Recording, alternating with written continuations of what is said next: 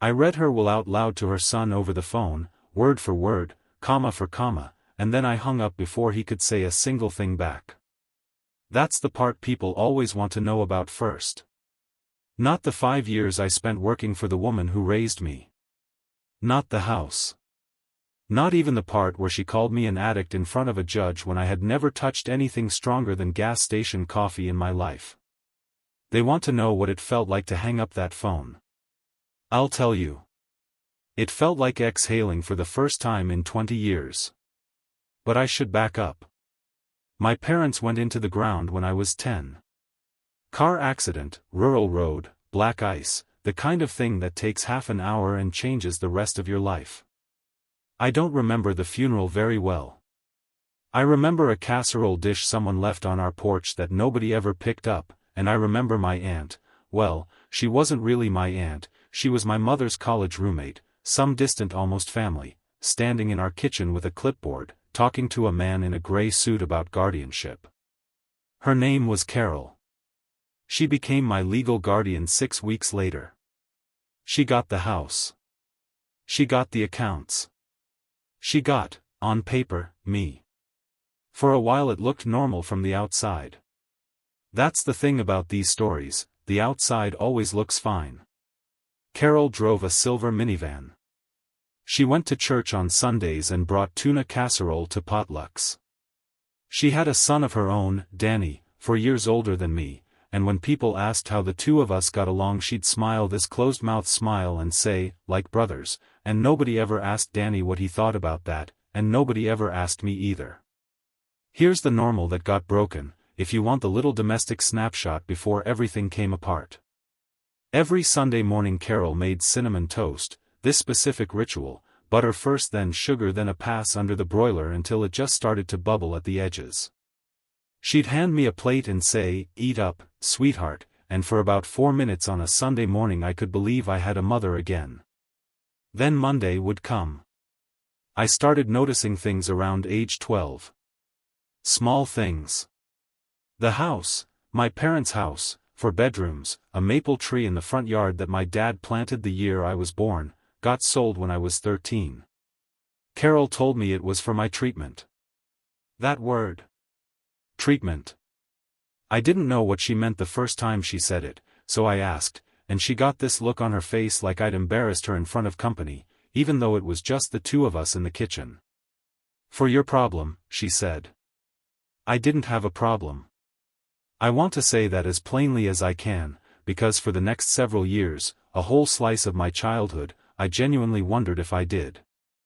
That's what happens when the person who's supposed to protect you tells you a story about yourself often enough. You start rehearsing it in your own head just to make it stop hurting to hear.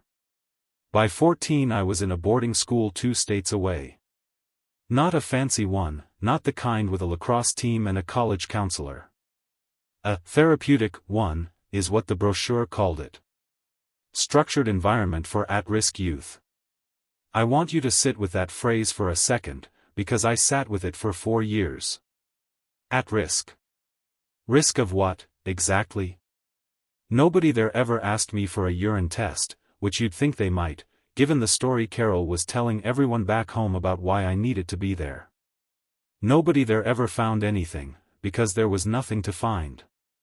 What there was, instead, was a boy who wrote his aunt every week for the first year asking when he could come home, and got maybe 3 replies in 12 months, each one shorter than the last. By 17 I aged out into a program that put me in a shared dorm with 6 other kids in similar situations, and by 19 I was, for about 11 months, without a fixed address. I'm not going to dress that part up for you.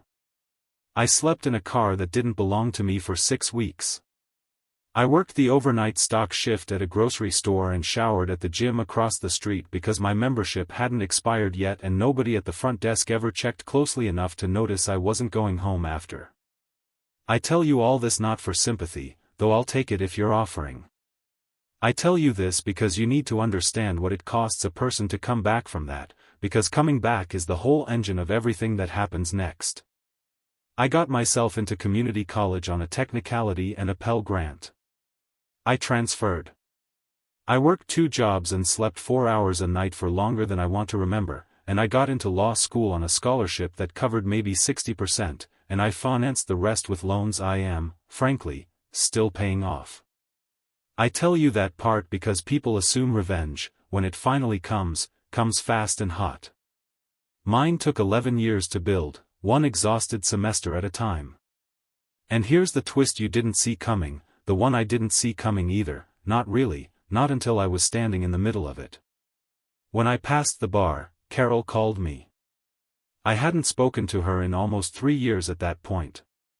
Danny had cut contact with me entirely, we were never close, and by then there was no pretending otherwise.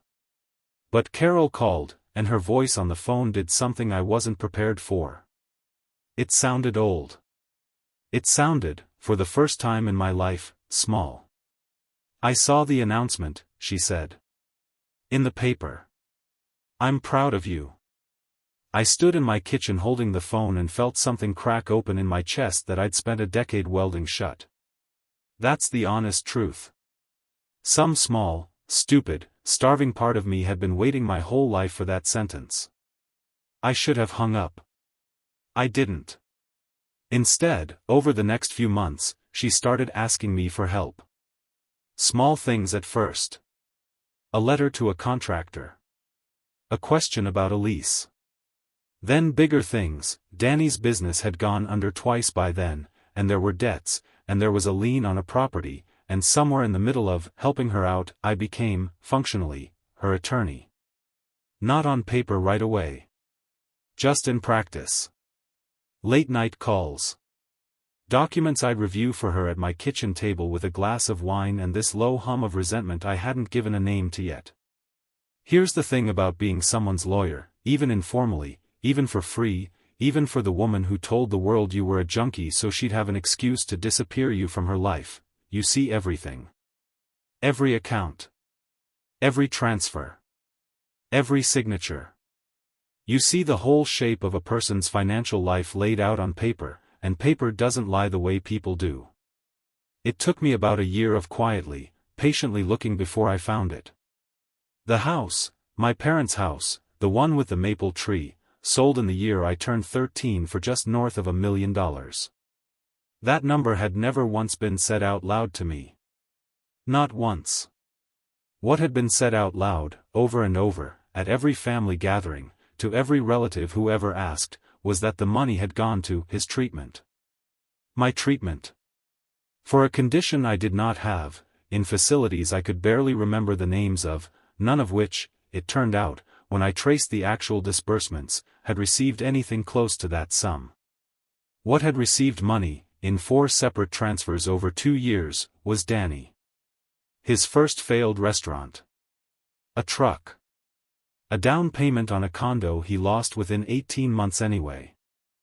And the structured environment for at-risk youth I'd spent 4 years of my adolescence in?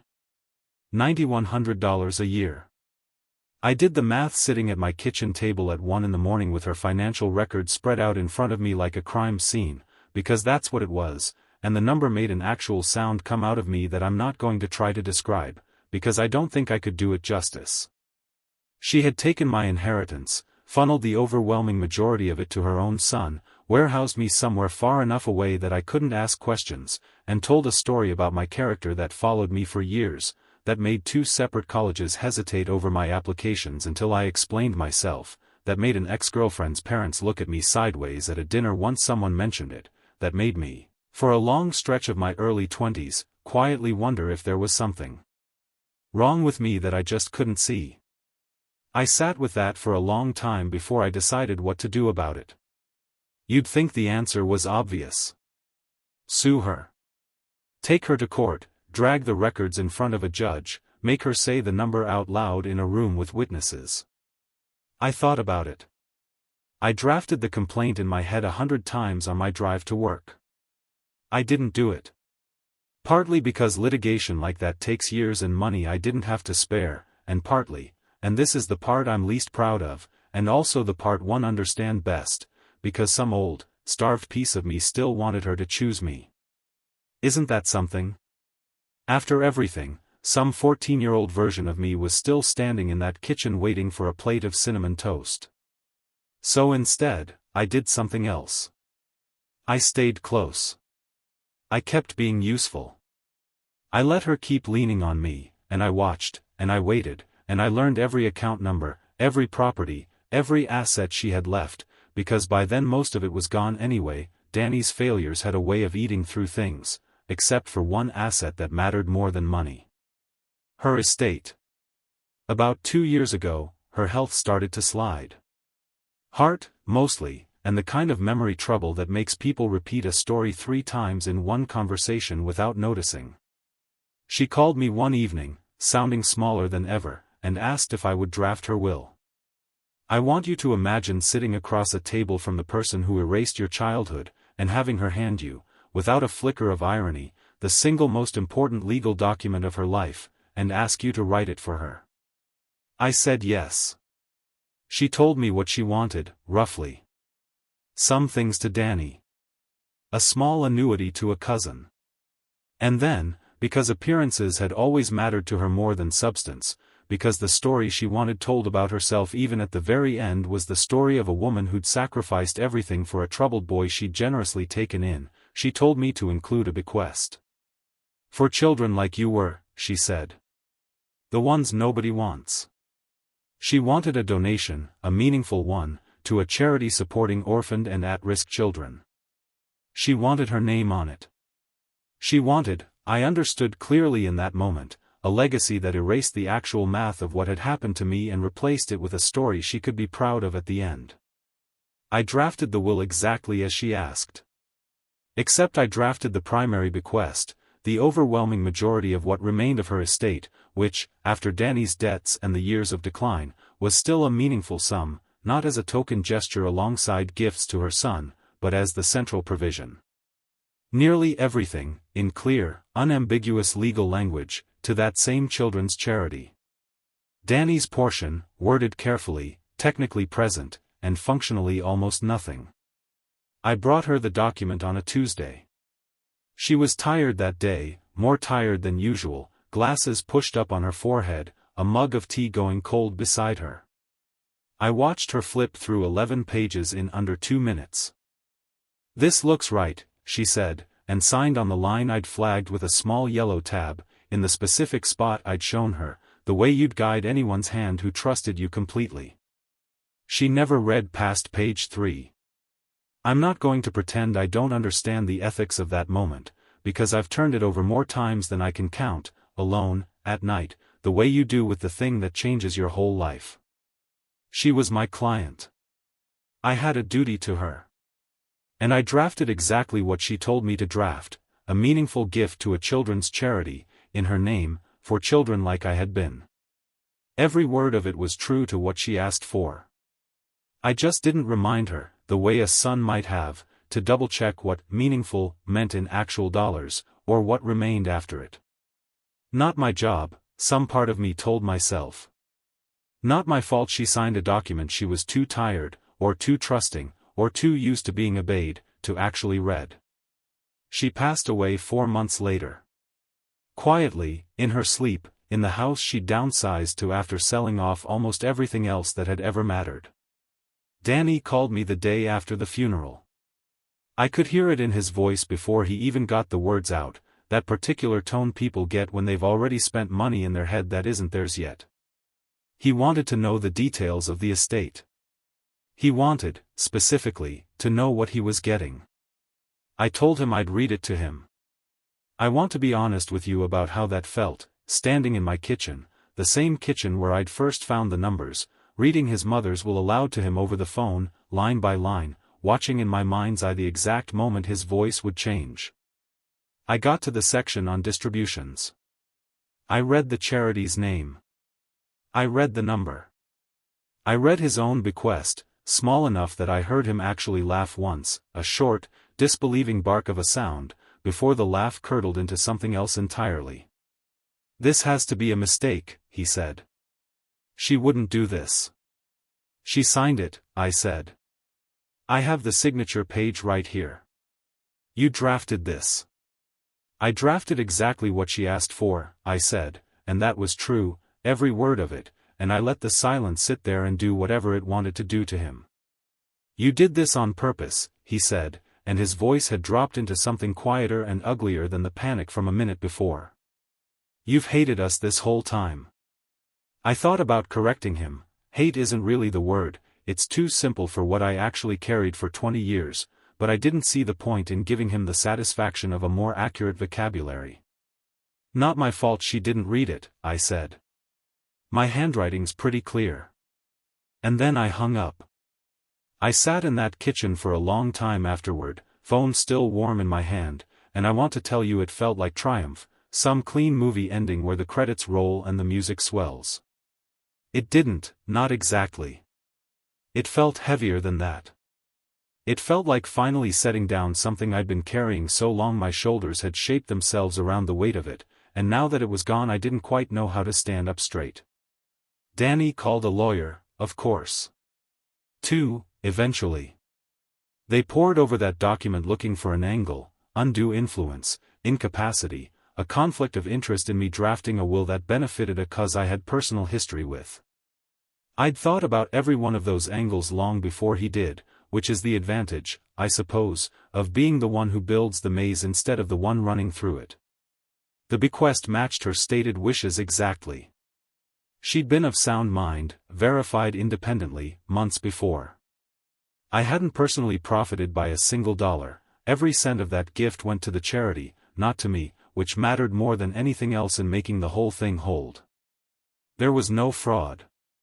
There was only a woman who signed a document without reading it, the way she'd once signed away my childhood without ever once really looking at what it cost. It stood. I still think about the maple tree sometimes.